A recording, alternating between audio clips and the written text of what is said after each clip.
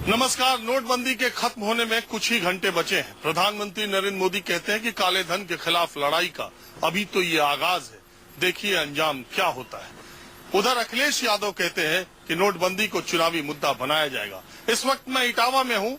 माहौल क्या है, मैं आज देश के सबसे बड़े सियासी खानदान यानी मुलायम सिंह यादव के गढ़ इटावा में नोटबंदी को लेकर माहौल क्या है, आइए चलिए ये देखते हैं। इटावा की पहचान मुलायम सिंह के घर के तौर पर तो है, लेकिन आसपास के जिलों में इसकी पहचान नुमाइश के लिए है। हर साल 110 सालों से इटावा में नुमाइश लगती है, जिसमें आसपास के जिले के लोग आते हैं। कहा यह भी जाता है कि जब बीहड़ों में डाकू हुआ करते थे तो वो भी चोरी छुपे इस नुमाइश को देखने आया करते थे। लेकिन नोटबंदी का असर इस बार नुमाइश में बहुत पड़ा है। सबसे पहले चलते हैं इसी नुमाइश में लगे सर्कस में। इटावा की 110 साल पुरानी नुमाइश पर नोटबंदी का असर पड़ा ही है, लेकिन सबसे ज्यादा असर जिस चीज पर पड़ा है वो सर्कस है। यहाँ पर 20 साल के बाद इटावा में आया है, लेकिन नोटबंदी ने इस सर्कस को भी बहुत बदहाल किया है। हमारे साथ, आपका नाम क्या है? रजा खान। आपका नाम? टीपू यादव। ये रजा खान और टीपू यादव इस सर्कस को चलाने का काम जो देख रहे हैं इटावा में। हमको बताइए रजा जी, ये जो नोटबंदी हुई उसका सीधा सा असर सर्कस पे क्या पड़ा है? सर बहुत बड़ा है। आज संडे है, डिस्काउंट में लोगों को सर्कस दिखा रहे हैं, खर्चे भी नहीं निकल पा रहे हैं। सारे इंडियन सर्कसों का बुरा हाल है। यहाँ थोड़ा सा महोत्सव है क्योंकि पब्लिक आती है। इस साल सफाई महोत्सव भी नहीं लग रहा, इस वजह से यहाँ पे पब्लिक को मतलब कंसेशन डिस्काउंट, मतलब नोटबंदी की वजह से आज संडे क्रिसमस की वजह से कंसेशन पे। जी जी, जो 100 रुपए वाला टिकट है वो 60 रुपए में दे रहे हैं सर, पब्लिक को दिखाने के लिए। तो जब ये क्या नोटबंदी का सीधा असर है या कोई और भी कारण है? सीधा असर है, सारे महोत्सव में असर है इसका, खाली सर्कस में नहीं है। जो भी दुकानें लगी हुई हैं, हैंडलूम की हो, हैंडीक्राफ्ट की है, या अम्यूजमेंट्स राइड्स वगैरह लगे, झूले लगे हुए हैं, खाने पीने की दुकानें लगी हैं, सबको लॉस है इस बार। आप हमको बताइए, हमको बताया गया कि ये इटावा की जो नुमाइश है ये 100 साल से लगती है, लेकिन इस बार इसको लेट कर दिया गया। इसका सर ये नुमाइश 27 नवंबर से उद्घाटन होने जा रही थी और 25 दिसंबर को इसका समापन होने जा रहा था। ये मोदी जी ने जो नोटबंदी की, इसकी वजह से यहाँ व्यापारी, छोटा छोटा व्यापारी 10-10 फुट की दुकान लगाता है, अपनी रोजमर्रा की जिंदगी में अपना पैसा कमा के अपना परिवार पालता है। इतना असर पड़ा है कि आदमी के पास पैसा नहीं है। सब व्यापारी डीएम साहब के पास गए और डीएम साहब से अपनी बात रखी, और बात रखने के बाद डीएम साहब से 11 दिसंबर को इस 15 दिन के अंतराल के बाद इस नुमाइश की ओपनिंग हुई। आज नुमाइश की ओपनिंग का जो समापन का दिन है, आज ये पहला संडे और क्रिसमस डे है, इसलिए यहाँ ये पब्लिक आई है और इनको मैंने 60 रुपए कंसेशन के टिकट पर बैठाल रखा है। यहाँ सर्कस के लिए जो है गांव देहात का प्रवेश है। गांव देहात में पैसा नहीं है और पैसे का असर इतना बुरा है, मैंने आपको दिखाया भी। 500 का नोट कहीं हमारे यहाँ दिखाई नहीं पड़ रहा मेले में। 2000 का नोट आदमी लाता है, 50 रुपए का टिकट लेता है, 1950 रुपए हम उसको कहाँ से वापस करें? हम लोगों के साथ बहुत बड़ी समस्याएं हैं। आज के अखबार में मैंने रजा खान पढ़ा कि स्कूलों में कहा गया है कि बच्चों को आप दिखाइए, ये क्या है? सर यहाँ पे डीएम साहब आए थे, जिलाधिकारी महोदय समीम अहमद खान साहब जो हैं, उन्होंने यहाँ पे देखा कि सर्कस की बहुत दयनीय हालत थी। उन्होंने कहा कि उनके आदेश में यहाँ सर्कस आया पानीपत से, तो उन्होंने देखा कि यहाँ तो खर्चा भी नहीं निकलेगा इनका। उन्होंने कहा क्या किया जाए? मैंने कहा सर अगर स्कूलों के डिस्काउंट बच्चों को सर्कस दिखा दिया जाए, वो भी एजुकेशन के पर्पज से कि भाई जिम्नास्टिक है, ये भी एक एजुकेशन में आता है, तो अच्छा रहेगा सर अगर आप करवा दे, बड़ी मेहरबानी होगी। उन्होंने कहा ठीक है। तो उन्होंने विद्यालय निरीक्षक को बुलाया, बेसिक शिक्षा अधिकारी को बुलाया, उनसे कहा, डिस्कस किया कि जबरदस्ती नहीं किसी के साथ, जो बच्चे देखना चाहते हैं वो अपना 50 रुपीज में, उनको 50 रुपए में पर हेड बच्चे को आप जाके शो दिखा सकते हैं। उन्होंने एक विज्ञप्ति दे दी पेपर में कि भाई उनका आदेश है, उसके साथ आप दिखा दे तो बड़ी मेहरबानी होगी, कम से कम खर्चा निकल जाएगा इनका जो आर्टिस्ट है यहाँ पे। क्योंकि सर ये जो आर्टिस्ट है यहाँ पे, ये सब डेली बेसिस वाले हैं, इनको कोई कार्ड से इनको पेमेंट नहीं होता, इनको कैश देना पड़ता है। कोई मणिपुरी का है, कोई नेपाल का है, कोई केरल का है, सबको उनको डेली पेमेंट है। लेबर है, आर्टिस्ट है, उनको डेली पेमेंट है, कैश की जरूरत है। कैश किसी के पास है नहीं सर, इसलिए प्रॉब्लम है। ये मोबाइल ही कंपनी है, एक जगह ये चल संपत्ति ना चल रनिंग में चलती है ये मोबाइल ही कंपनी, एक जगह से दूसरी जगह इसको शिफ्ट होना है, कोई स्थायी धंधा नहीं है। अगर स्थायी धंधा हो तो कोई बात नहीं, आदमी मैनेज कर लेता है। ऑल ओवर इंडियन सर्कस को बड़ी बिग प्रॉब्लम है सर इसमें, ऐसी कोई बात नहीं। जी जी, वेरी बिग प्रॉब्लम। अच्छा आप ये बताइए इसके बाद आप कहाँ जाएंगे, कई जगह है? अब ये सर्कस हम इसके बाद जो है ग्वालियर के लिए बुक कर रखा है, वहाँ की भी नुमाइश 16 दिसंबर को ओपनिंग हो रही थी।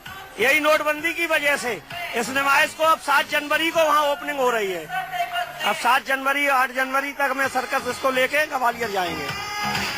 तो आप मतलब कुल मिला के आप लोगों को बहुत घाटा सहना पड़ा किसी तरह? घाटा इसलिए है, हम लोगों को स्थायी जो बताया मेरे भतीजे ने, ये स्थायी व्यंजन नहीं, जगह जगह जाते हैं, गांव देहात का परिवेश का आदमी सर्कस से ताल्लुक रखता है, सिटी का आदमी तो मॉल माल और बड़े बड़े एक्सेल बर्ड में चला जाता है, छोटे छोटे परिवेश का आदमी टिकट है, जब उसमें पैसा ही नहीं है तो टिकट लेके कहाँ से आएगा।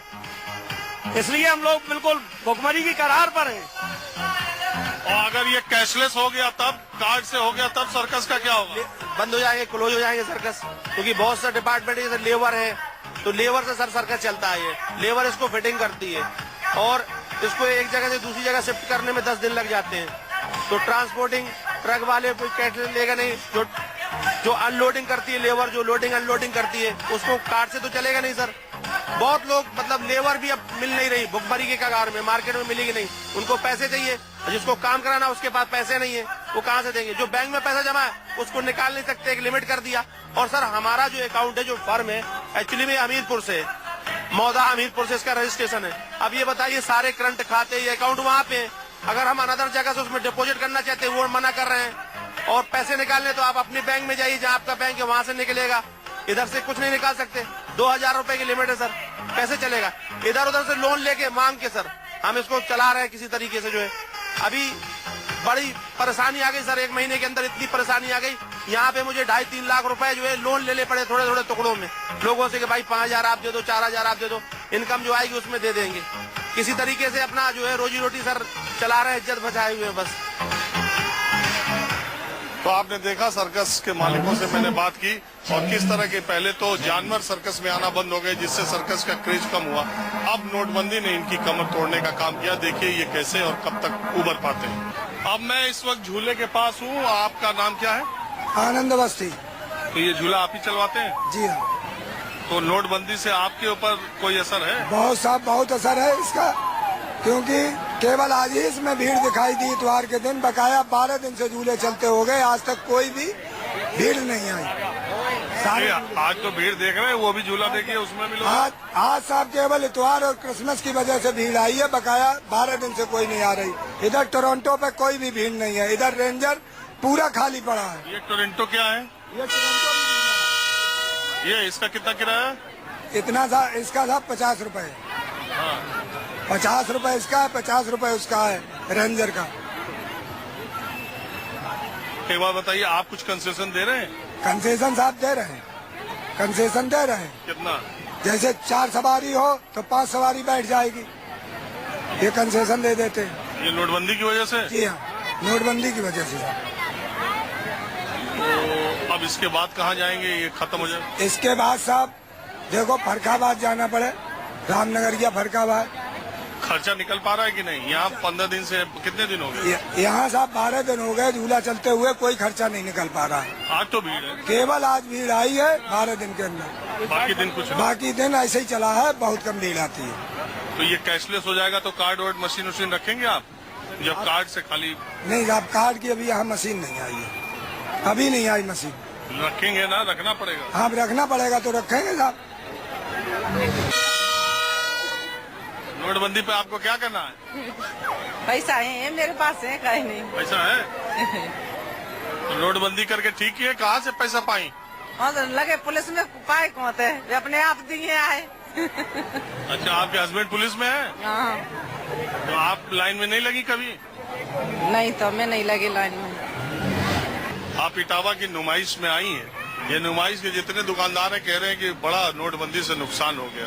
आप नुमाइश में तो छोटे छोटे पैसे की जरूरत पड़ती है, छोटे ही नोट काम में आते, ज्यादा बड़ा नोट की आवश्यकता भी नहीं पड़ती है। तो आपको क्या लगता है?